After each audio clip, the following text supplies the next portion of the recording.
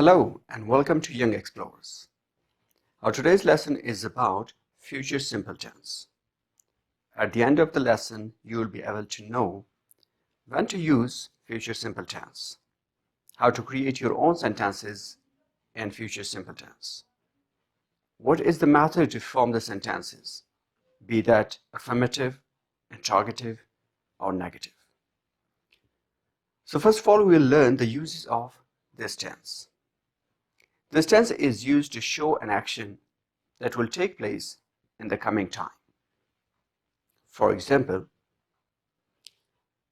we shall know the result tomorrow. You will be 26 next month. तो ये tense मुस्तकबिल में कोई भी काम होगा या किया जाएगा के लिए इस्तेमाल होता है, जैसे इन दो एग्जांपल्स में आपको नजर आ रहे हैं, चाहे वो tomorrow हो या next month हो. Furthermore,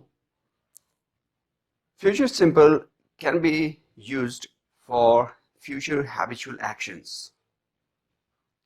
वो चीजें जो मुतवातिर या हर बार होती रहती है, जैसे कि spring will come again. spring मौसम है, बहार का मौसम. flowers will blossom. birds will build nests. तो ये हर बार होते हैं और हमें नजर भी आता है कि ये चीजें हर साल होती रहती हैं. Next is, it can also be used to express speaker's opinion, assumptions and speculations. Speaker मतलब बोलने वाला जो भी बात करता है वो अपनी राय इसमें दे सकता है, लेकिन उस राय को देने से पहले ये कुछ अल्फाज आपको लाजमी इस्तेमाल करने होते हैं जिससे ये जाहिर हो कि आप अपनी राय देते हैं, जैसे सपोज, बी श्योर या फिर परहैप्स एक्सेट्रा. इस तरह के अल्फाज जुमले के शुरू में इस्तेमाल होते हैं. जैसे इन जुमलों में जरा गौर करें. I suppose they will buy a car. I'm sure she will pass the test. Perhaps we will go to the party together. ये वो अल्फाज हैं जिससे जाहिर होता है that this is speaker's opinion. Now let's begin with affirmative or positive sentence. How to form them? First of all, you need to understand that there are two helping verbs or auxiliary verbs can also be called, जो है will और shall. will के साथ he, she, it, they, you हम इस्तेमाल करते हैं और shall के साथ I और we फर्स्ट पर्सन इस्तेमाल करते हैं. लेकिन आजकल will का इस्तेमाल बहुत ज़्यादा है और shall इतना इस्तेमाल आम तौर पे स्पीकिंग में नहीं होता. For example, I shall or I will go to academy in the evening. इसका तरीकाकार यह है कि सबसे पहले सब्जेक्ट, उसके बाद हेल्पिंग वर्ब और first form of the verb इस्तेमाल करना है आपने. Object, time expression.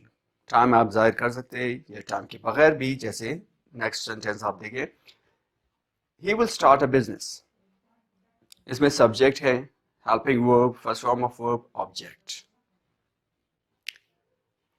इसके बाद नेगेटिव सेंटेंसेस पे हम आते हैं जिसमें हम इनकार करते हैं, निगेशन शो करते हैं. इसके लिए आपने नॉट का इस्तेमाल करना है और वो भी हेल्पिंग वर्ब के फौरन बाद, जैसे इस जुमले में आई शैल और I will not go to academy in the evening, या फिर he will not start a business. इसमें विल के फौरन बाद नॉट का इस्तेमाल हुआ है, जिससे जाहिर होता है that this is negative sentence. After this comes interrogative sentence. इसमें हम क्वेश्चन पूछते हैं, सवाल करते हैं किसी भी बारे में.